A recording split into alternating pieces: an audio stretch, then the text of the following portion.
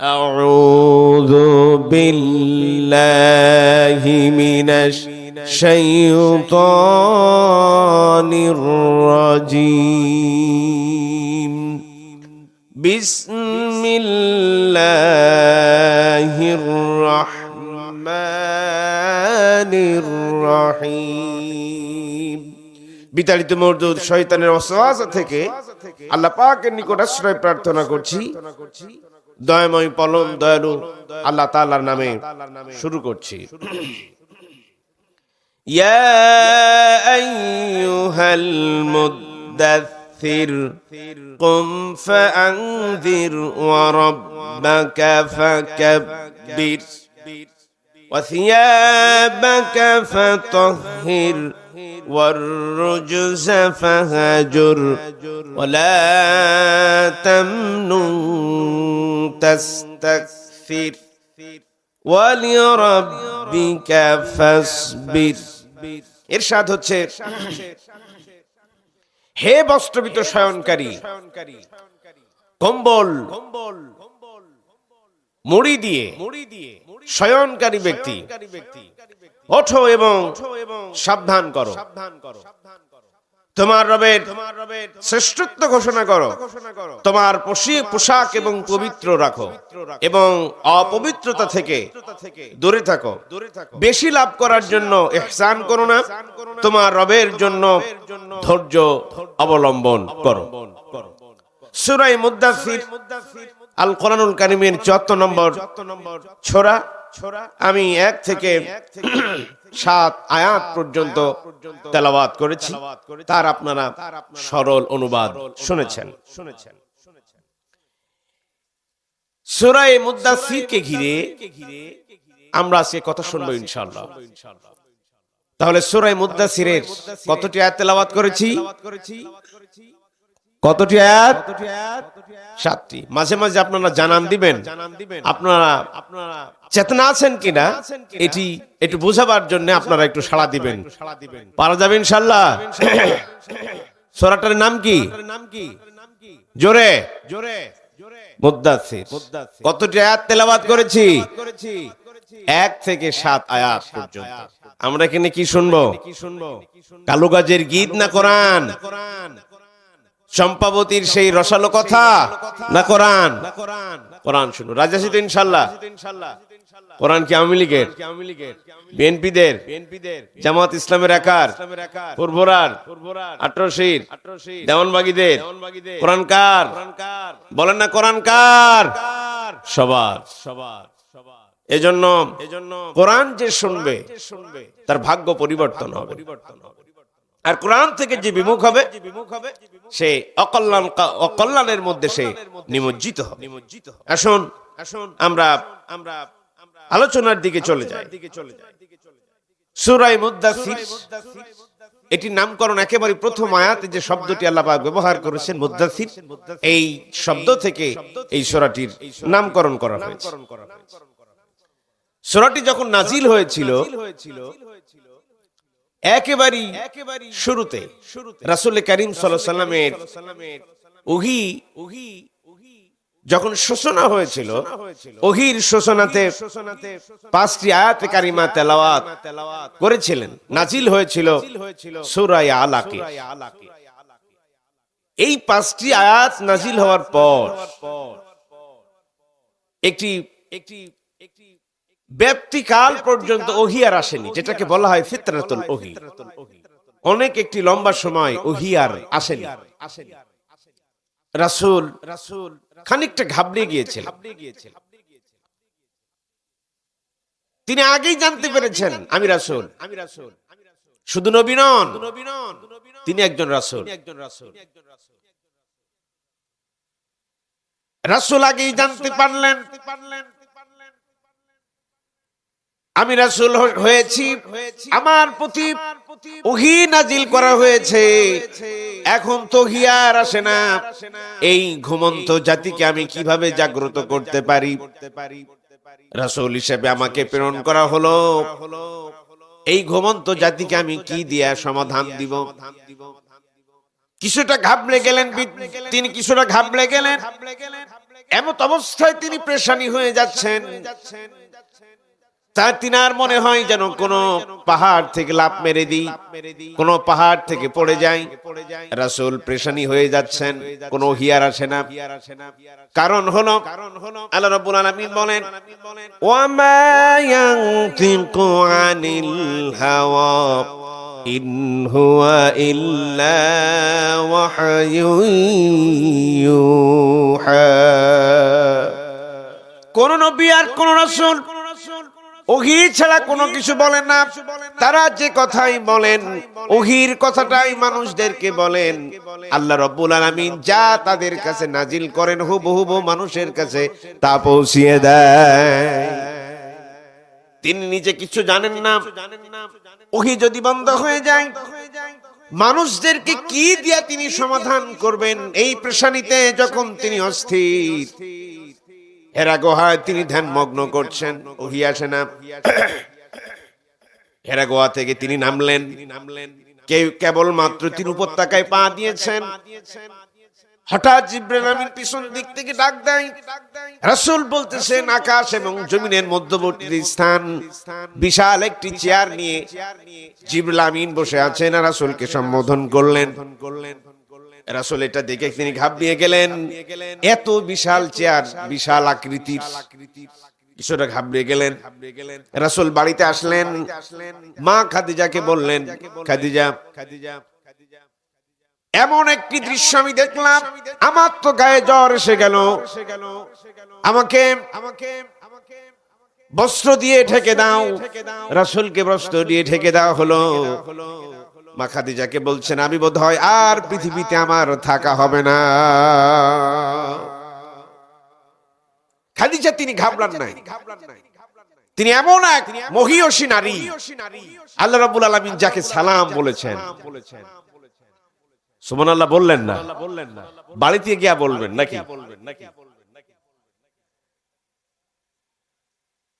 এমন মহিয়সী নারী।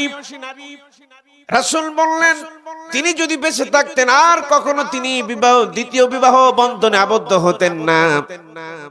সম্পদশালী একজন মহিলা, ইসলামের ছায়াতলে আসার জন্য নিজের সমস্ত ব্যবসায়িক সম্পদ সব আল্লাহর রাস্তায় বিলীন করে দিলেন, নিজের জীবনটাও রাসূলের জন্য উৎসর্গ করলেন। সেই কত দূর হেরা গুহায় তিনি উঠতেন, আবার নিচে নামতেন, রাসূলের জন্য খাবার বা বহন করতেন, রাসূলকে তিনি সাহায্য করতেন। রাসূলকে তিনি বললেন, ইয়া রাসূলুল্লাহ,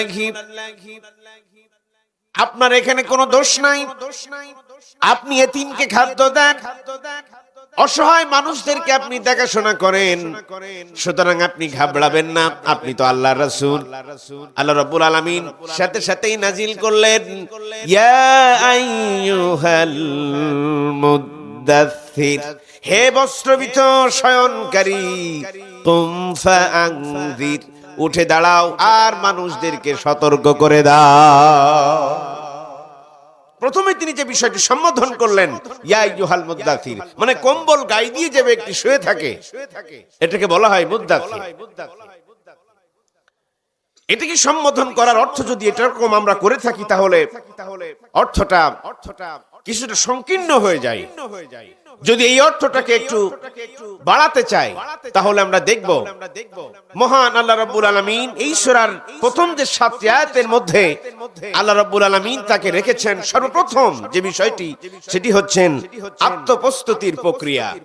নিজেকে যোগ্য হিসেবে এবং নিজেকে সামনে মোকাবেলা করার জন্য যা যা প্রস্তুতি গ্রহণ করা দরকার, সেটাকে সম্বোধন করে আল্লাহ পাক রাসূলকে বললেন, হে বস্ত্রাবৃত, কম্বল মুড়িয়ে দিয়ে যিনি শুয়ে আছেন তাকে আল্লাহ পাক সম্বোধন করছেন।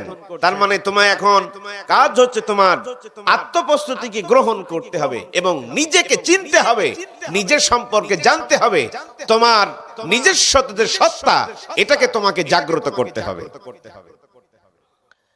আল্লাহ রাব্বুল আলামিন বলেন, وَإِنَّهُ لَذِكْرٌ لَكَ وَلِقَوْمِكَ وَسَوْفَ تُسْأَلُونَ। এই কিতাব আপনার জন্য উল্লেখিত, আপনার এবং আপনাদের জন্য উল্লেখিত।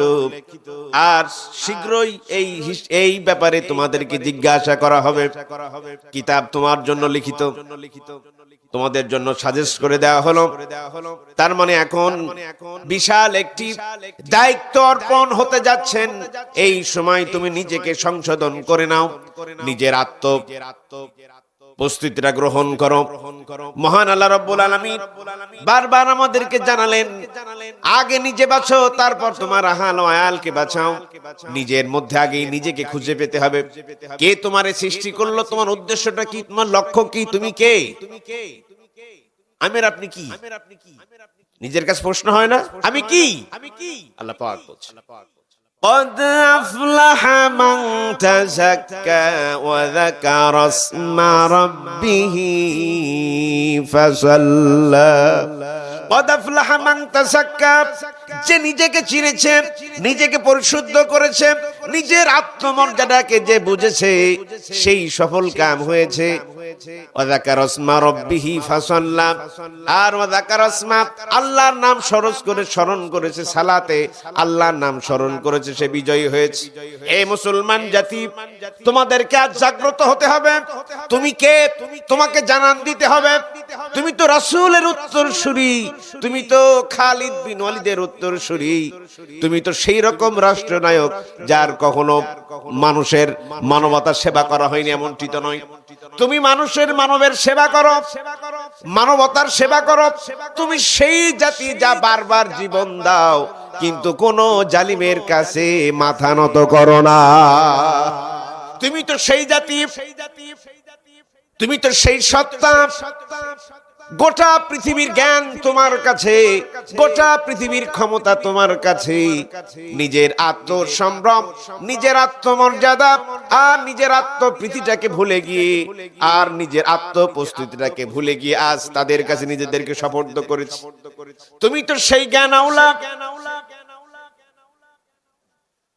তুমি বিজ্ঞানে অবদান রেখেছ, চিকিৎসা বিজ্ঞানে তুমি অবদান রেখেছ, আকাশ অবদান রেখেছ, তুমি জমিনের অবদান রেখেছ, রাষ্ট্র কিভাবে পরিচালিত হবে সে ব্যাপারেও তুমি অবদান রেখেছ। কিন্তু আজ তুমি ভুলে গিয়েছ। সভ্যতা তুমি নাও, পশ্চিমা থেকে তুমি সভ্যতা নিচ্ছ, আইন তৈরি করছো, যারা আল্লাহর কোন বিধান মানে না, তুমি তাদেরকে অনুসরণ করে চলছো। আজ পর্যন্ত দেখাতে পারবেন না চিকিৎসা বিজ্ঞানী যতটা ভূমিকা রেখেছিল, ইবনে সিনা যতটা ভূমিকা রেখেছিল, আমার আপনার সম্ভব নয় সেই রকম ভূমিকা রাখা, পাচ্ছি না আমরা। তার শিক্ষা ব্যবস্থা, তার চিকিৎসা ব্যবস্থাকে গবেষণা করে শত শত পিএইচডি ডক্টরেট হচ্ছে, আর এই রকম মনীষীর নাম পর্যন্ত আজ বাংলার মুসলমান তা জানে না। তোমার গৌরব তো ওখানে। নিজেকে চেনো, তুমি কোন জাতির সন্তান। কারোর কাছে তুমি মাথা নত পারো না, গোটা বিশ্ব তোমার পায়ের উপরে পড়ে থাকবে, ঠিক কিনা বলেন? সেই প্রস্তুতি আল্লাহ পাক প্রথমে নবীকে বলছেন, আত্মপ্রস্তুতি গ্রহণ করো। তুমি তো তাদের উত্তরসূরি, যাদের ঘরে হাজার হাজার বই থাকে, লক্ষ লক্ষ নিজের বই থাকে, পরিবারে বই থাকে। তুমি লেখাপড়া করো, তোমাদেরকে ধ্বংস করে দেওয়া হবে, মুসলমানদেরকে ধ্বংস করা হবে। কোন দিক কুল কিনারা খুঁজে পায় না, মুসলমানদেরকে কিভাবে ধ্বংস করা হবে। গবেষণা চালানো হলো, মুসলমানদের শক্তি কোথায়, রাতের আধারে খোঁজা হলো।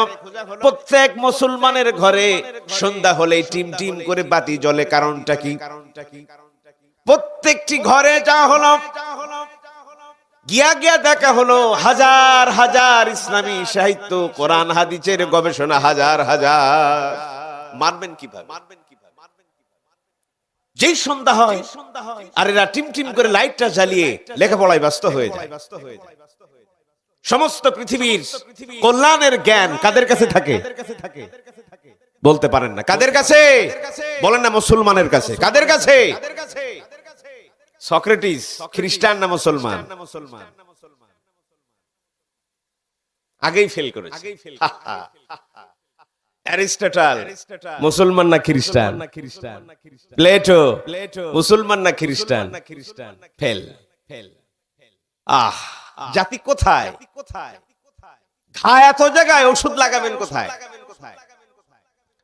সক্রেটিস, তাকে বিষপান করে মারা হয়েছিল, তার সমস্ত কথা তাওহীদ ভিত্তিক। আমরা এখনো তাকে আপনাদের সামনে তিনি একজন মুসলমান এটা পেশ করতে পারি নাই, ব্যর্থতা।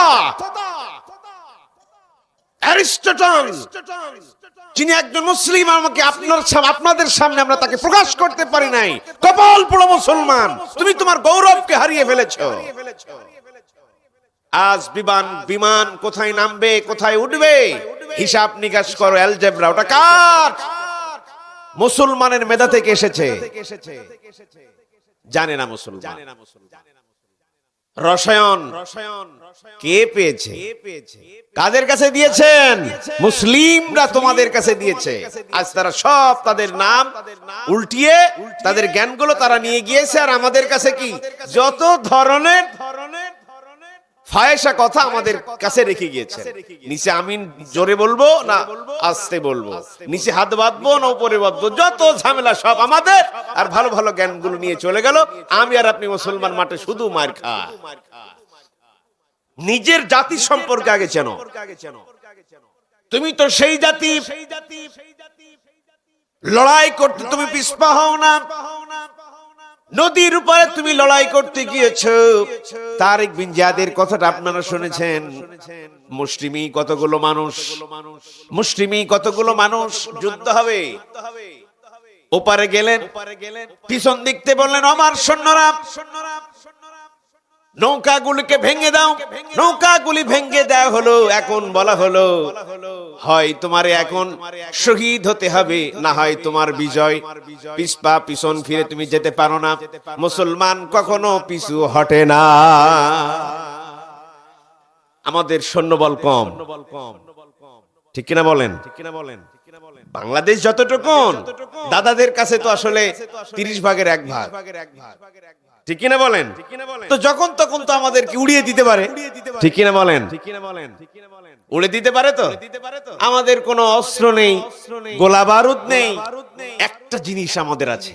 কয়টা জিনিস? একটা জিনিস। কোন গোলা বারুদ থেকে আমরা ভয় পাই না। জেল জরিমানা ফাঁসি দেখে আমরা ভয় পাই না। আমাদের কলিজার মধ্যে শুধুমাত্র একটা জিনিস পুষে রেখেছি যে আমাদের বিজয় এনে দেবে, সেটি হচ্ছে আল্লাহর প্রতি ঈমান। এটি হচ্ছে আমাদের মূল শক্তি, আর এটাই আমাদের বিজয় নিশ্চিত করে দিবে। আমরা বিজয় হয়নি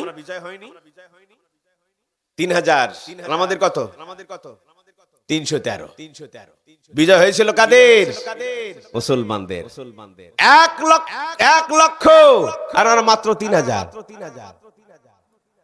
গোলাবারুদ ছিল, গাছের বাকল, খেজুর গাছের সেই ডাল, এটা নিয়ে ময়দানে বিজয় আমাদের। আল্লাহু আকবার কাবীরা। এজন্য সৈন্যবল কত আছে এটা দেখার বিষয় নয়, দেখার বিষয় হলো যে আমার হৃদয়ের মধ্যে কতটুকু ঈমান এনেছি। এজন্য নিজেকে আগে আত্মমর্যাদাশীল যে বিষয় আল্লাহ রাব্বুল আলামিন আমাদেরকে দান করেছেন, আগে নিজেকে চিনতে হবে তুমি জাতিতে কি। আমরা জাতিতে এখন শুধু ভাবি যে মুসলমান এরা হচ্ছে একেবারে অবলা সরলা, শুধু মার খায়, এদের মতো ভালো মানুষ নাই। আমাদের কোমরের রশিটাকে শক্ত করে বেঁধে জিহাদের ময়দানে লাফ দিয়ে জীবন দেওয়ার মতো ঐতিহ্য আমাদের আছে, ঠিক কিনা বলেন? আমরা তো সেই জাতি, কণ্ঠটাকে উজাড় করে বলতে পারি ফোরাত নদীর কিনারায় যদি একটি কুকুর না খেয়ে মারা যায় তার হিসাব আল্লাহর কাছে দিতে হবে। আমরা তো এই রকম বিচক্ষণশীল জাতির পরিচয় দিয়ে থাকি, কথা ঠিক কিনা? এই জন্য নিজেকে আগে চিনতে হবে। গ্রিক সভ্যতা এরা সব থেকে বেশি ভালো জানে, সেটি হচ্ছে নিজেকে আগে চেনো। প্রত্যেকটা মানুষের মধ্যে একটা অদম্য শক্তি আছে, তার একটি চেতনা আছে, তাকে সেই কাজ করতে হবে। সন্ন্যাল অলংকার যিনি মানেন জুহুরি, তিনি সন্ন্যায় পারদর্শী, তিনি ওখানে কাজ করবেন। যিনি নৌকাবাই নাবিক তিনি ওখানে কাজ করবেন, যিনি টিচার তিনি ওখানে কাজ করবেন, যিনি পাইলট তিনি ওখানে কাজ করবেন। এজন্য প্রতিটি শ্রেণীর মানুষের মধ্যে কি আছে বলুন? চেতনা আছে। আল্লাহ পাক সেটাই বলছেন, আত্মপ্রস্তুতি গ্রহণ করো। মান আরাফা নাফসাহু ফাকাদ আরাফা রাব্বা। যদি নিজেকে চিনতে পারো তাহলে তোমার রবকে তুমি চিনে ফেলবে। সুবহানাল্লাহ। এই জন্য নিজে আমি কি আগে আমাদের চিনতে হবে।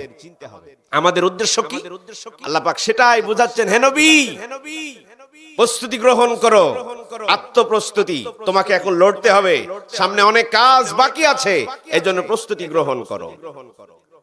আল্লাহ পাক আমাদেরকে এভাবেই জানিয়ে দিলেন। وَنَفْسٍ وَمَا سَوَّاهَا فَأَلْهَمَهَا فُجُورَهَا وَتَقْوَاهَا وَنَفْسٍ وَمَا سَوَّاهَا। সকলেই জানেন ওয়াজটা। আর মৃত্যু হয় কার? এই তো নাফসের নাকি রূহের? আল্লাহ পাক বলছে, কুল্লু নাফসিন যায়িকাতুল মাউত। প্রত্যেকটি নাফসের মৃত্যু হয়ে যাবে, এটি নির্ধারিত। তার মানে কি নিজেকে আগে চিনতে হবে, নিজের আত্ম যে জাত আল্লাহ পাক আমাদেরকে দিয়েছেন, নিজের অস্তিত্বটাকে আমাদের চিনতে হবে। এই অস্তিত্বের মধ্যে তুমি হবে বীর, তুমি হবে সাহসী, তুমি হবে পরিশ্রমী। আমরা তো অলস, একবেলা কাজ করলে দুবেলা বসে থাকি। আমরা কি অলস? জাপানে গিয়া দেখেন, বছরে 15% মানুষ মারা যায় শুধু কাজের উপরের চাপে, কাজের চাপে। এক হাতে খাই আর এক হাতে কাজ করে। আর আমরা কি একবেলা কাজ করি, দুবেলা ঘুমাই। 200 টাকা ইনকাম করলে 500 টাকা তা খরচ হয়। আমরা পরিশ্রমী না। আল্লাহ পাক বলছেন, লাকাদ খালাকনাল ইনসানা ফি কাবাদ। আমি মানুষকে সৃষ্টি করেছি কঠোর পরিশ্রমী, কষ্ট সহ্য দিয়ে মানুষকে আমি সৃষ্টি করেছি। মানুষেরা পরিশ্রম করবে, এটাই স্বাভাবিক। যারা ছেলে সন্তান আছে এরা পরিশ্রম করবে, যারা মেয়েরা আছেন তারাও পরিশ্রম করবে। টমাস আলভা এডিসনের নাম শুনেছেন আপনারা? এই যে লাল বাল্ব জ্বলে আমাদের বৈদ্যুতিক এই বাল্ব, তিনি এই বাল্ব আবিষ্কার করেছেন। তিনি যখন এই বাল্ব আবিষ্কার করেন, কয়বার চেষ্টা করেছেন জানেন? 10,000 বার। কয়বার?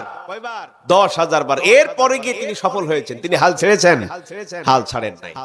এই জন্য আমাদেরকে পরিশ্রমী হতে হবে এবং দৃঢ় সংকল্প মনা হতে হবে। আমার স্থির কোথায়? আমার স্থির কোথায়? আমার গন্তব্য কোথায়? মহান আল্লাহর দিকে। এজন্য ওই যে আল্লাহ পাক আমাদেরকে শিক্ষা দিলেন, হে নবী তাদেরকে বলে দাও। কি বলবেন? কুল ইন্না সালাতি ওয়া নুসুকি ওয়া মাহইয়ায়া ওয়া মামাতি লিল্লাহি রাব্বিল আলামিন। আমার নামাজ, আমার কুরবানি, আমার বেঁচে থাকা, আমার মরে যাওয়া সব হবে আল্লাহর জন্য। আমরা ফিরে যাব আল্লাহর জন্য। আমরা এসেছি এই পৃথিবীতে, আবার ফিরে যাব সে আল্লাহর দরবারে। মহান আল্লাহ রাব্বুল আলামিন বলেন, কাইফা তাকফুরুনা বিল্লাহি ওয়া কুনতুম আমওয়াতান ফাআহয়াকুম সুম্মা ইউমীতুকুম সুম্মা ইউহয়ীকুম সুম্মা ইলাইহি তুরজাউন। স্বীকার করছো সেই আল্লাহকে, যিনি তোমাদেরকে একটি অস্তিত্ব থেকে, অনস্তিত্ব থেকে একটি অস্তিত্ব দান করেছেন। তিনি একটি জীবন দান করলেন, আবার তিনি মৃত্যু ঘটাবেন, আবার কবরের জীবন থেকে আবার তোমাদেরকে উঠাবেন। আল্লাহ রাব্বুল আলামিন এই প্রক্রিয়াটা তোমাদেরকে ঘটাবেন এবং এই জন্য শেষ আশ্রয়স্থল হলো তোমার আল্লাহ। বিচলিত হয়ো না, ভয় পেও না, টেনশন করো না। আল্লাহ তোমার আছেন। রাসূল বললেন, একটি জুতা সেলাই করার জন্য যদি 1 খণ্ড তার অথবা সুতার প্রয়োজন হয়, তুমি জানো তোমার মহান আল্লাহ রাব্বুল আলামিনের কাছ থেকে চেয়ে নাও। সুখে হোক দুঃখে হোক সব সময় কার কাছে চাইবেন? বলেন না কার কাছে? আল্লাহর কাছে। এজন্য আমাদের দৃঢ় সংকল্প মনা হতে হবে, ইস্তেকামাত থাকতে হবে দিনের উপরে, অবিচল থাকতে হবে কিসের উপরে? দিনের উপরে। ওই যে খাব্বাব আসলেন আর বললেন, ইয়া রাসূলুল্লাহ, আমরা তো শেষ হয়ে গেলাম মার খেয়ে খেয়ে। রাসূল হতাশ করলেন না, বললেন ধৈর্য ধরো, এখনো তোমাদের প্রতি সেই স্টিমরোল আসে নাই, সুতরাং তোমরাই বিজয় হবে, মুসলমানেরা বিজয় হবে ইনশাআল্লাহ। আগামীর যে বিশ্ব, এটি ইসলামের বিশ্ব, কথা ঠিক কিনা?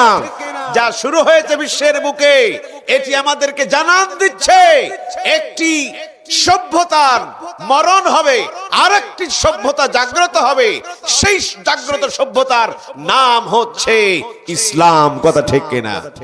মানুষের পূর্ব দিগন্তে এমন একটি সুন্দর নক্ষত্রের আবির্ভাব হয়েছে, যার আভা, যার লাভা, যার রশ্মি আর কিরণে গোটা বিশ্বময় হবে, তার নাম হচ্ছে ইসলাম। এজন্য আমাদের দৃঢ় সংকল্প মনা, বীর সাহসী আর কঠোর পরিশ্রমী আমাদেরকে হতে হবে। নিজের আত্মপ্রস্তুতি গ্রহণে অবশ্যই এগুলো অপরিহার্য বিষয়, যা রাসূলকে আল্লাহ রাব্বুল আলামিন শিক্ষা দিচ্ছেন।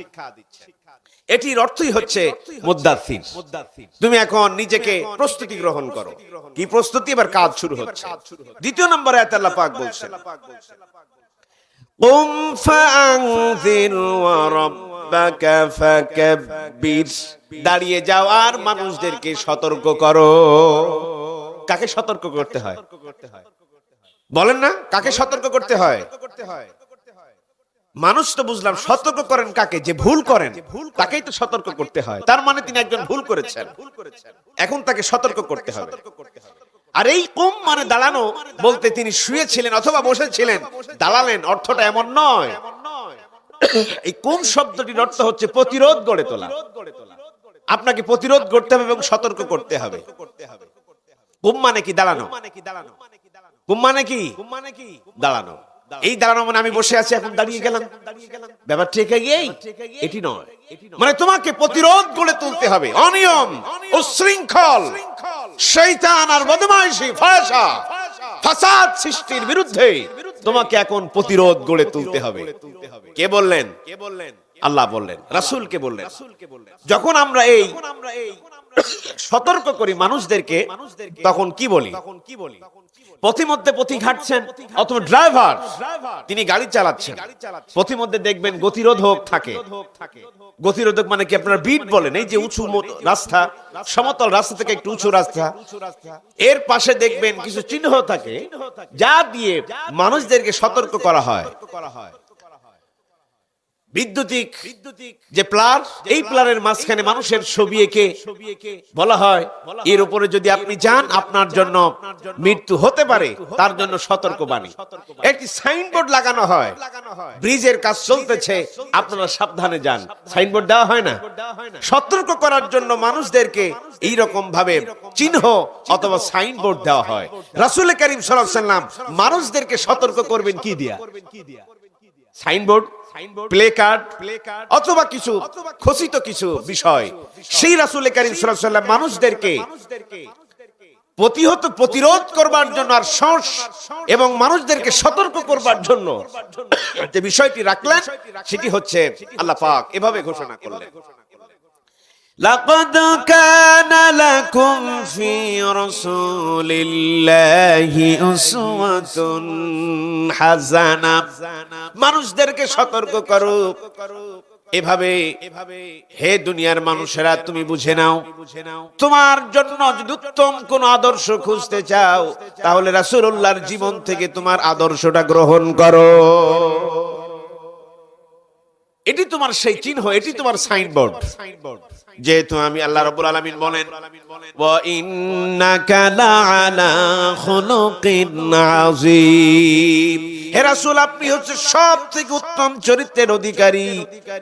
আপনার একটি সাইনবোর্ড হলো মানুষদেরকে সতর্ক করবেন আর বলবেন, এই দুনিয়ার মানুষেরা, আমার উম্মতেরা, আমাকে ইত্তেবা করো, আমাকে অনুসরণ করো, আর আমার আদর্শটা যদি বুকে ধারণ করে লালন করে চলতে পারো, তোমাদের বিজয় কেউ ঠেকাতে পারবে না।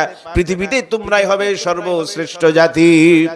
বিশ্বনবী জনাব মুহাম্মদ রাসূলুল্লাহ সাল্লাল্লাহু আলাইহি ওয়াসাল্লাম শেষ ভাষণের দিনে তিনি আহ্বান করলেন আর বললেন, ও আমার উম্মতেরা শুনে রাখো, আজকের পর থেকে এভাবে আর হয়তোবা তোমাদের কাছে আমি আর কোনোদিন আসতে পারবো কিনা জানি না।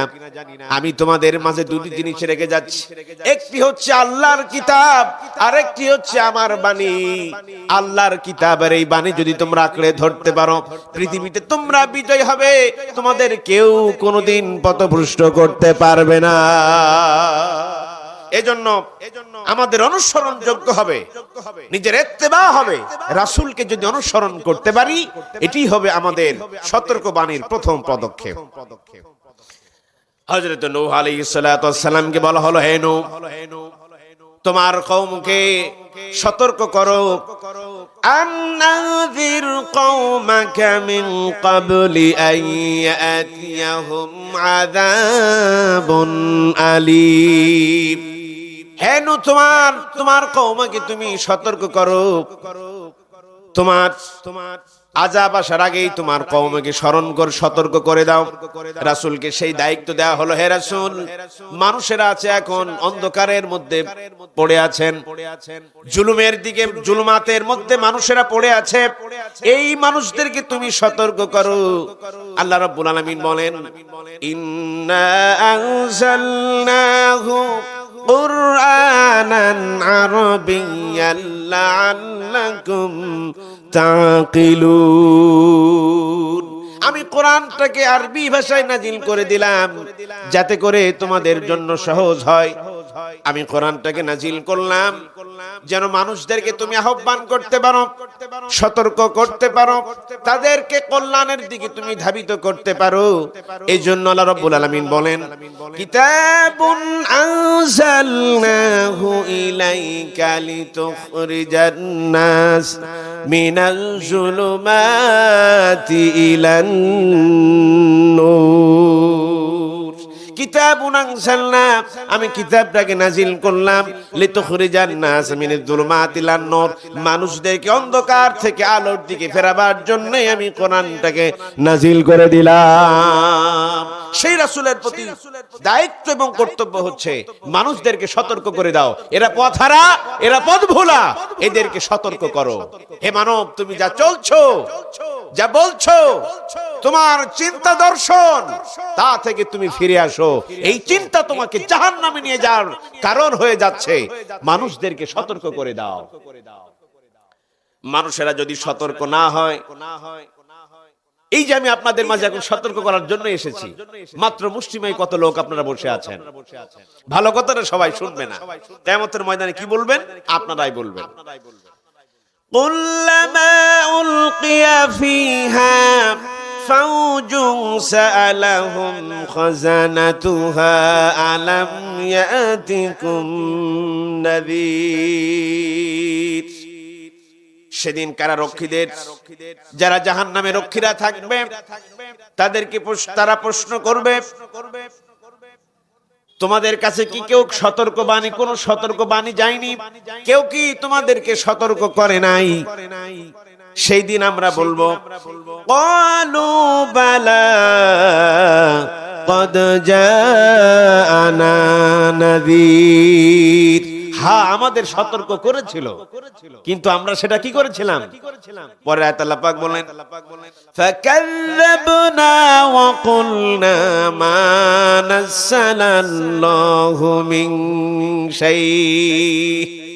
চোরাঙ্গা থেকে দীর্ঘ পথ পাড়ি দিয়ে সে আমাদেরকে সতর্ক করেছিল, কিন্তু আমরা বলেছিলাম ফাকাযযাবনা, উনি যা বলেন মিথ্যা কথা বলেন, কথা শুনবা না। فكذبنا وقلنا ما نزل الله من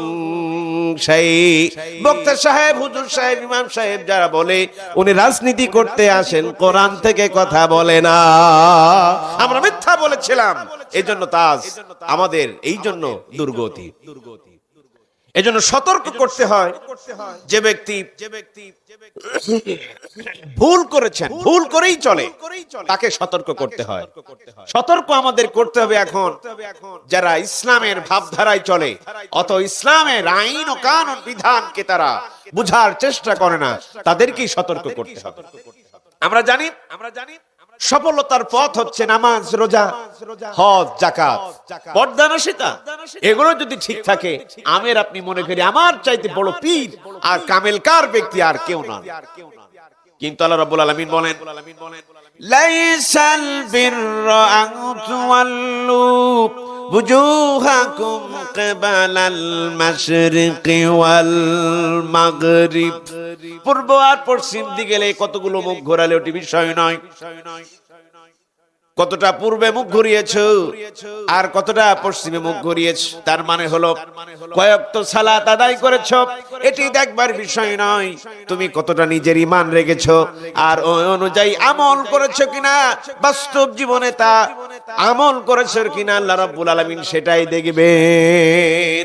আমরা মনে করেছি যে নামাজ, রোজা, হজ, যাকাত, কালিমা, পর্দানশীলতা সব ঠিক, আমি আর আপনি জান্নাতে চলে যাবে, তো সোজা নয়।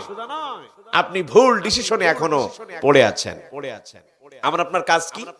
প্রত্যেকটি ক্ষেত্রে আল্লাহর বিধানকে মেনে নেওয়া। ওই যে সূরা জারিয়াতে একটি পরিচিত আয়াত দিয়ে আল্লাহ পাক আমাদেরকে বোঝাচ্ছেন, ওমা খালাকতুল জিন্না ওয়াল ইনসা ইল্লা লিয়াবুদুন। আমি জিন এবং মানুষকে সৃষ্টি করেছি আমার গোলামি করার জন্য। আমার গোলামির বাইরে তারা আর কোনো কাজ করতে পারে না। এই হচ্ছে আমাদের আদর্শ, এই হচ্ছে আমাদের লক্ষ্য, এই হচ্ছে আমাদের উদ্দেশ্য। আমরা মানব, আমাদের কাজ হবে মহান রবকে মেনে নেওয়া, তার আইনকে মেনে নেওয়া। বিবাহ বার্ষিকীতে আমরা আল্লাহর আইন মানবো, মসজিদে আল্লাহর আইন মানবো, অথচ বিচার ব্যবস্থায় আল্লাহর আইন থাকবে না, তা হতে পারে না। মসজিদে নামাজে আইন মানবো, অথচ ব্যবসা ক্ষেত্রে আল্লাহর আইন মানবো না, তা হবে না। অর্ধেকটা মানবে, যেখানে সুবিধা সেখানে লাগাবে, তা হবে না। আপাদমস্তক কমপ্লিট কোড অফ লাইফ, সেটি হচ্ছে এই ইসলাম। তোমার আপাদমস্তক ঠিক করে দেবে ইসলাম। তুমি ইসলামের দিক বিবেচনা করে পথ চলবে, এটি হচ্ছে আমাদের শিক্ষা। এজন্য মহান আল্লাহ রাব্বুল আলামিন নবীজিকে বললেন, যারা বিপদগামী হয়ে আছে ওদেরকে সতর্ক করো আর ইসলামের রাস্তায় নিয়ে আসো। সঠিক মনস্তাত্ত্বিক এবং বুদ্ধিভিত্তিক যে জ্ঞান তাদের প্রয়োজন তা মিটিয়ে দাও। মহান আল্লাহ রাব্বুল আলামিন তার নবীজিকে এভাবেই তিনি ওয়াজ করছেন, নসিহা করছেন, হে নবী আপনি প্রতিরোধ গড়ে তুলুন। প্রতিরোধ গড়তে গিয়া এমনি প্রতিরোধ হয়, এমনি প্রতিরোধ হয়। তার বিপ্লব আনা লাগে, মিছিল করা লাগে, মিটিং করা লাগে, ফেস্টুন তৈরি করা লাগে, কত বুদ্ধি দিয়ে কাজ কর্ম করা লাগে প্রতিরোধ করবার জন্য। সুতরাং নবীজিকে বলছেন, হে রাসূল মানুষদের প্রতিরোধ গড়ে তোলো, সতর্ক করে দাও যেন মানুষেরা বিপদগামী না হয়ে যায়। এরপর আল্লাহ রাব্বুল আলামিন বলেন, ওয়া রাব্বাকা ফাকাব্বির, তোমার মহান রবের শ্রেষ্ঠত্ব ঘোষণা করে দাও। আমরা যখন নামাজে দাঁড়াই, মনে করেন মাইক সেটের কোনো ব্যবস্থা নাই, পিছনে কোন ভাইকে আমরা কি দিই, কি দিয়া দিই, ভাই আপনি মুকাব্বির বলি না আমরা, কাব্বারু কাব্বিরু হুয়া মুকাব্বিরু, যিনি উচ্চ আওয়াজ দিয়ে ভুলণ্ঠিত করে গোটা বিশ্বময় আল্লাহর সেই কথাটাকে গোটা বিশ্বময় করে দেবে। এটি হচ্ছে কি মুকাব্বিরের কাজ, শ্রেষ্ঠত্ব ঘোষণা করা। আমাদের শ্রেষ্ঠ কথা কি? আল্লাহু আকবার বলেন। আমাদের শ্রেষ্ঠ কথা কি? এই আল্লাহু আকবার নিয়ে এখন তো অনেক নানা ধরনের কথা চলছে, শুধু আল্লাহু আকবার নিয়ে স্লোগান। মুসলমানের স্লোগান কি? বলেন আল্লাহু আকবার। মুসলমানের স্লোগানের নাম কি? পৃথিবীতে যখন এসেছিলাম তখন তো আল্লাহু আকবারের ধ্বনি দিয়েই আমাদেরকে পৃথিবীতে নিয়ে আসা হয়েছিল। দিনে 5 বার এই ধ্বনি দেওয়া হচ্ছে, আবার যখন মারা যাব এই ধ্বনি দিয়েই আমরা মারা যাব। এটা দিয়ে রাসূলকে বোঝাচ্ছেন, হে রাসূল, মানুষদের মধ্যে আল্লাহর বড়ত্বের ঘোষণা বলে দাও। মহান আল্লাহ রাব্বুল আলামিন নিজেই নিজের ঘোষণা করছেন আর বলছেন, আল্লাহু লা ইলাহা ইল্লা হুয়াল হাইয়ুল কাইয়্যুম। আল্লাহ এক, অদ্বিতীয় এবং চিরস্থায়ী, চিরঞ্জীব। তিনি চিরস্থায়ী, তিনি চিরঞ্জীব। এই কথার সকল নবী বলা হয়েছে, সকল নবী রাসূল এসেছেন, সবার কথাটা ছিল ইয়া কওমি ইবুদুল্লাহা মা লাকুম মিন ইলাহিন গায়রু। হে আমার কওম, ইলাহ হিসেবে আল্লাহকে মেনে নাও, আর রব হিসেবে আল্লাহকে মেনে নাও, অন্য কোন রবকে তোমরা গ্রহণ করো না। মজার ব্যাপার হলো ইলাহ আর রব, এটাকে আমরা একটু ভুল বুঝি। ফেরাউন কিন্তু আল্লাহকে বিশ্বাস করতো, জানেন আপনারা? ফেরাউন কিন্তু আল্লাহকে বিশ্বাস করতো। নীল নদ যখন শুকিয়ে গেল, কার কাছে তিনি পানি চাইছিলেন? কার কাছে? আল্লাহর কাছে। তিনি জানতেন সবকিছুর মালিক কে। আমরা এখন যেমন জানি সবকিছুর মালিক কে, কিন্তু আল্লাহ যে বিধান দিয়েছেন এটা মানতে চায় না। তিনি বলেন আনা রাব্বুকুমুল আলা, আমি হচ্ছে তোমাদের বড় রব। আমি যে তোমাদেরকে খাওয়াই, তোমাদেরকে পানি দিই, তোমাদেরকে ফাঁসির অর্ডার দিয়ে দিই, আবার ফাঁসি থেকে মুক্ত করে দিই। তো তাহলে তোমার জীবনের লক্ষ্য উদ্দেশ্যটা কি? আমি তো তোমার জীবনের তাহলে মালিক হলাম, আমি তোমার জীবনের জন্য একচ্ছত্র মালিক হয়ে গেলাম। ফেরাউন কিন্তু এটা বুঝেছিল, বুঝার পরেও আল্লাহর আইনটাকে অমান্য করেছেন। আল্লাহ পাক তাকে চুবড়িয়ে চুবড়িয়ে মেরেছেন, এটা আপনারা জানেন। কারণ কি? এই আমাদের মতো আমরা বিশ্বাস করি আল্লাহকে, ঈমান আনি আল্লাহর প্রতি, কিন্তু আল্লাহর বিধান অনুযায়ী আমাদের জীবন যাপন আমরা করি না। এইজন্য রাসূলকে বলা হচ্ছে আপনি আপনার শ্রেষ্ঠত্ব ঘোষণা করে দেন। পরে আছে আল্লাহ পাক বলছেন ওয়া সিয়াবাকা ফাতাহির, খুবই গুরুত্বপূর্ণ বিষয়, মনে রাখবেন। আপনার পোশাক পরিচ্ছদ পবিত্রতা রাখুন। এই পোশাক বলতে আসলে এটা বোঝায়, এই পোশাক তো বলতে নিজের অন্তর, ঠিক কিনা বলেন? নিজের অন্তর পবিত্রতা রাখতে হবে, নিজের পোশাক পরিচ্ছদ পবিত্রতা রাখতে হবে। এই পোশাক পরিচ্ছদ সব সময় বারংবার তারা আমাদেরকে উল্টা শিক্ষা দেয়। সাহাবাগীদের ইতিহাসে আপনারা দেখবেন এরা গোসল করতে চায় না। বৈরাগ্য, হে রাসূল, বৈরাগ্য যেন তোমার নিজের মধ্যে না এসে যায়, সে ব্যাপারে তুমি সতর্ক থাকবে। বৈরাগ্য দেখেন না, চুল বিশাল লম্বা লম্বা, জীবনে কোনদিন গোসল নাই, কোনো পবিত্রতা নাই, চুলগুলো জট বেঁধেছে, পা পর্যন্ত ঝুলপি চুল, জটের ঠেলায়, মোষের ঠেলায় বেটা হাসে না কান্দে, ওটা লক্ষ্য করা যায় না। এইরকম অবস্থার মানুষ আমাদের সমাজ আছে না নাই? আছে না নাই? নামাজ নাই, কালাম নাই, পবিত্রতা নাই, গোসল নাই, ওযু নাই, চুলগুলো জট বেঁধেছে। সমাজের বুকে এখন বলে বেড়ায় আমি হচ্ছে সুফিদের সব থেকে বড় সুফি। আছে না নাই? এগুলো থেকে আল্লাহ রাব্বুল আলামিন বলছেন ওয়া সিয়াবাকা ফাতাহির, এই অপবিত্রতা যেন তোমাকে স্পর্শ না করতে পারে। আরেকটি ধারণা আমাদের আমরা পুষে রাখি, সেটি হচ্ছে ইসলাম ভালো লাগে না, আইন ভালো লাগে না, আবার আমরা মহান আল্লাহকে পেতে চাই। দূর কোন অজানায় চলে যায়, বিশাল পাহাড়িয়া ময়দানে অথবা কোন খানকার মাজার শরীফে গিয়া আমরা বেশ ধরি। কি বেশ? আমার কোনো বিবাহ শাদী নাই, আমার কোনো কামনা বাসনা নাই, সব আল্লাহর জন্য দিয়ে দিয়েছি, বৈরাগ্য হয়েছে। এই বৈরাগ্যবাদ ইসলামে কখনো সমর্থন করে না। ওই যে সে হাদিস, পথিক তিনি পথ চলছেন, সমাজ ভালো লাগে না, এই ধরনের কোন ইসলামের রীতিনীতি তার ভালো লাগে না, তিনি মনে মনে ভাবলেন নিজের জীবনটা আল্লাহ এবং আল্লাহ রাসূলকে দিয়া দিবেন। পথিমধ্যে তিনি হাঁটতেছেন, মদিনায় চলে যাবেন, রাসূলের রওজায় পাশে যাবেন, সারা দিন সারা রাত ইবাদতে কাটিয়ে দিবেন। পৃথিবী তার ভালো লাগে না, একটি মায়াজাল, একটি ব্যস্ততা যা আল্লাহ থেকে ভুলিয়ে রাখে। তিনি চললেন, সমাজ বাদ দিয়া দিলেন, নিজের পরিবার বাদ দিয়া দিলেন, পথিক হেঁটে চলেছেন। রাস্তার ময়দানে রাস্তায় গিয়া পথিকের একটু ক্লান্তি ভাব আসলো, তিনি গাছের নিচে শুয়ে থাকলেন। হঠাৎ তিনি ঘুম এসে যান। ঘুমের মধ্যে রাসূল এসেছেন আর বললেন, পথিক, আমার 63 বছর জীবন তুমি একটু অ্যানালাইসিস করে দেখো, কোনদিন আমি আমার জীবন, আমার পরিবার থেকে, আমার সংসার ধর্ম ছেড়েছি কিনা, বৈরাগ্যবাদ আমাকে স্পর্শ করেছে কিনা, আমার সমাজ, আমার পরিবার, আমার ব্যক্তিগত জীবন সব আল্লাহর রাস্তায় আমি চালিয়েছি, বৈরাগ্যবাদ আমার স্পর্শ করতে পারে নাই।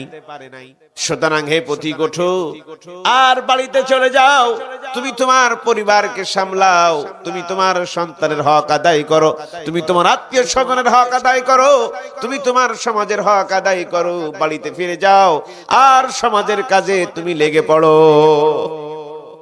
এই যে বৈরাগ্য থেকে রাসূল ফিরিয়ে দিলেন, সব ঠিকানা বাদ দিয়ে এখন উদ্বাস্তু পাগলের মতো পথিকেরা ঘোরে।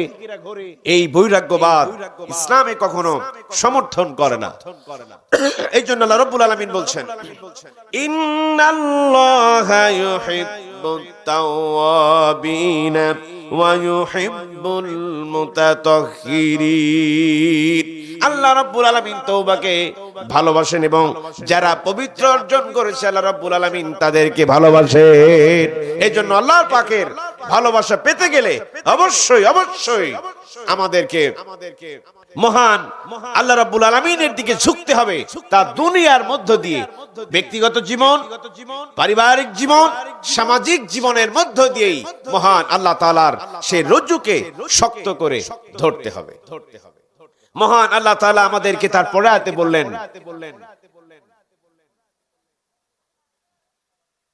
ওয়ারুজজা ফাহজুর, যেটি খুবই গুরুত্বপূর্ণ বিষয়। এই যে আমি এখানে এসেছি, আপনাদের কাছে আমি শোনাচ্ছি আল কোরআন।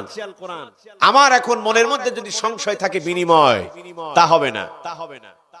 মহান আল্লাহ তাআলার সান্নিধ্য ঘোষণা এবং তা পালন করতে গিয়া সেখানে যেন কোনো বিনিময়ের মাধ্যম রেখো না, শ্রেষ্ঠত্ব রেখো না। আপনি মনে মনে ভাবলেন সারাদিন ইসলামের কাজ করি, আল্লাহ তোমাকে এটা দিবেই, এই যে পাওনা, এই পাওনাটা তুমি যেন রেখো না।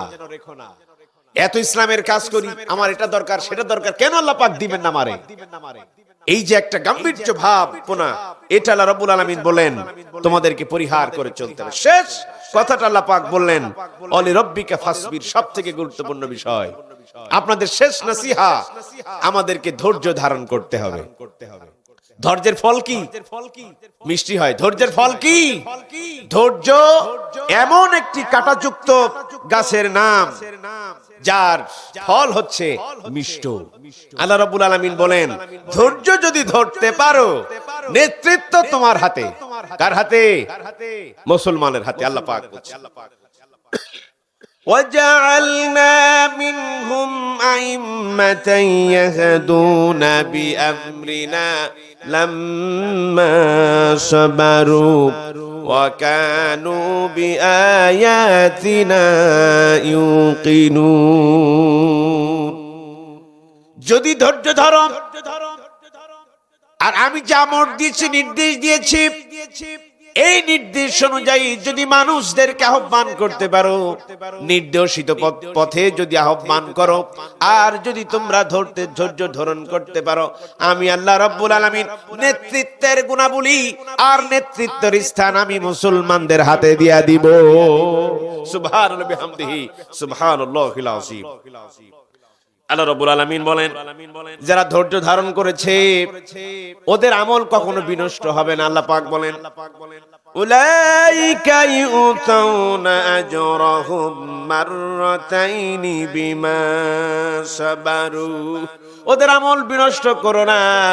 ওরা যা আমল করেছে আজকে তার দ্বিগুণ সওয়াব তাদের আমলনামায় লিখে দাও। সুবহান বিহামদিহি সুবহানাল্লাহিল আযীম। কয় গুণ সওয়াব? দ্বিগুণ। ধৈর্যটা হলো সেই জিনিস যা আপনাকে একেবারে বিজয় পর্যন্ত পৌঁছে যাবে। আমরা মার খাচ্ছি, শেষ হয়ে যাচ্ছি, ধৈর্য হারানোর দরকার নাই, বিচলিত হওয়ার দরকার নাই। মহান আল্লাহ রাব্বুল আলামিন আমাদেরকে শ্রেষ্ঠত্ব দান করবেন আর আমাদের আমলগুলোকে দ্বিগুণ সওয়াব দিয়ে আমাদের আমলনামায় পরিপূর্ণতা দান করে দেন। সুবহানাল্লাহ। শেষ আপনাদের কথা খুবই গুরুত্বপূর্ণ, বর্তমান সময়ের সাথে খুবই রিলেটেড। মাথায় নিবেন আর কাজ করবেন। আল্লাহ পাক বলছেন, وَإِنْ عَاقَبْتُمْ فَعَاقِبُوا بِمِثْلِ مَا عُوقِبْتُمْ بِهِ وَلَئِنْ صَبَرْتُمْ لَهُوَ خَيْرٌ لِلصَّابِرِينَ। আর যদি জালেমদের থেকে প্রতিশোধ গ্রহণ করো তাহলে যে পরিমাণ তোমাদের কষ্ট দিয়েছে ঠিক ততটুকুন। কথা বুঝছেন তো? জালেমেরা তোমাদেরকে যতটুকুন কষ্ট দিয়েছে যদি প্রতিশোধ গ্রহণ করো তাহলে যতটুকুন কষ্ট তোমাদেরকে দিয়েছেন এতটুকুন পরিমাণ প্রতিশোধ গ্রহণ করো। وَلَئِنْ صَبَرْتُمْ لَهُوَ خَيْرٌ لِلصَّابِرِينَ। প্রতিশোধ গ্রহণ করা থেকে বিরত থেকে যদি তোমরা ধৈর্য ধারণ করতে পারো আল্লাহ রাব্বুল আলামিন বলেন ওটাই হবে তোমাদের জন্য সবথেকে বেশি উত্তম। এবার বলেন, তারা ফাঁসি দিয়া দিল, তারা রিমান্ডে নিয়ে দিল, ঘরের মধ্যে জেলখানায় তারা আবদ্ধ রাখলো। ভুলে যান, ধৈর্য ধারণ করেন। আল্লাহ রাব্বুল আলামিন বলেন এই ধৈর্যটাই তোমাদের সব থেকে উত্তম, এটি তোমাদের বিজয় এনে দিবে। সে যদি জেলখানায় দিয়েছে এখন আপনিও জেলখানায় দিবেন। সে আপনার ঘর বুলডোজার দিয়ে ভেঙেছে, আপনিও ভেঙে দিলেন। সে আপনার ঘর পুড়িয়েছে, আপনিও তার ঘরটাকে পোড়ালেন। কি হলো? কি হলো? সমান সমান হয়ে গেল। আল্লাহ পাক কি বললেন? এই সময় ধৈর্য ধারণ, এটি সবর করো। আমরা দেখেছি একটি হিন্দুত্ববাদী কালচার এবং তাদের প্রভাব বিস্তার করবার জন্য মুসলমানদের সাম্প্রদায়িকতার মধ্যে ফেলে দেওয়ার জন্য চক্রান্ত এটেছেন। আমাদের এক ভাইকে চিরবিদায় করে দেওয়া হলো। আমরা কোনো অ্যাকশন নিই নাই। আমরা কি করেছি? ধৈর্য ধারণ করেছি। এটি হচ্ছে মূল কথা। মুসলমান এরা ধৈর্য ধারণ করবে আর এর বিনিময়ে আল্লাহ রাব্বুল আলামিন কি দিবেন? সফলতা দান করে দিবেন। এজন্য আপনাদের প্রতি আমার উদাত্ত আহ্বান, আমাদের নিজেদেরকে ধ্বংস করে দেওয়ার জন্য এবং সাম্প্রদায়িকতার মধ্যে আমাদেরকে ফেলে দেওয়ার জন্য গোটা বিশ্বের কাছে সাম্প্রদায়িক হিসাবে আমাদেরকে বিবেচিত করবার জন্য যে হিন্দুত্ববাদীর আগ্রাসন আমাদের উপরে চালানো হচ্ছে, আমরা তাদের উদাত্ত কণ্ঠে জানাতে চাই আমরা বাঙালি মুসলিম জাতি, আমরা সাম্প্রদায়িকতার ঊর্ধ্বে থেকে গোটা বিশ্বে মানবতা প্রতিষ্ঠা করতে জানি এবং পারি, করেছি, তার উত্তম দৃষ্টান্ত দেখিয়েছি। কথা ঠিক কিনা? আমি তো ইসলাম প্রিয় ভাইরা আমার, সর্বশেষ আপনাদের কাছে উদাত্ত আহ্বান জানাচ্ছি। মহান আল্লাহ রাব্বুল আলামিন আমাদেরকে বলে দিলেন রব্বাকা ফাকাব্বির, তোমার রবের শ্রেষ্ঠত্ব ঘোষণা করো। নারায়ে তাকবীর, আল্লাহু আকবার। এটা শুধুমাত্র বাঙালির এটি স্লোগান নয়, এটা মুসলমান বাঙালির স্লোগান, এটা ভারতীয় উপমহাদেশের স্লোগান। এটি শুধুমাত্র মুসলমানের স্লোগান নয়, ভালো হিন্দু তাদেরও স্লোগান। আজ যারা হিন্দুর নামে আমাদেরকে সাম্প্রদায়িকতার উস্কানি দিয়ে নানা স্লোগান আমাদের মধ্যে দিয়েছো, মনে রেখো মুসলমানের স্লোগান লিল্লাহি তাকবীর। ঠিক কিনা বলেন? এটি হচ্ছে মুসলমানের স্লোগান, আল্লাহু আকবার। এটি হচ্ছে আমাদের স্লোগান। এই স্লোগানকে সামনে রেখে আমরা সর্বশেষ কথায় ফিরে আসি, আমাদের শিক্ষা গ্রহণ। এবার মহান আল্লাহ রাব্বুল আলামিন আমাদেরকে বললেন প্রথম শিক্ষা, দৃঢ় মনোবল, অবিচলতা, মহান আল্লাহর প্রতি অবিচলতা, কঠোর পরিশ্রম এবং নিজের আত্মপ্রস্তুতি গ্রহণ করো আগামী দিনের মোকাবেলা করবার জন্য। প্রতিরোধ গড়ে তোলো এবং মানুষদেরকে সতর্ক করো।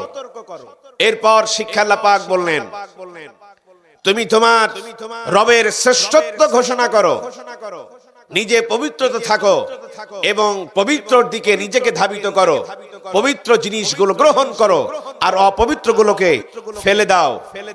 ভালো কাজের জন্য বিনিময় চাইবে না। শেষ কথা আল্লাহ পাক বলেন, ধৈর্য ধরো এবং তোমার পথ চলো। এই শিক্ষাগুলো আল্লাহ রাব্বুল আলামিন আমাদেরকে আমল জিন্দেগিতে পরিণত করুক।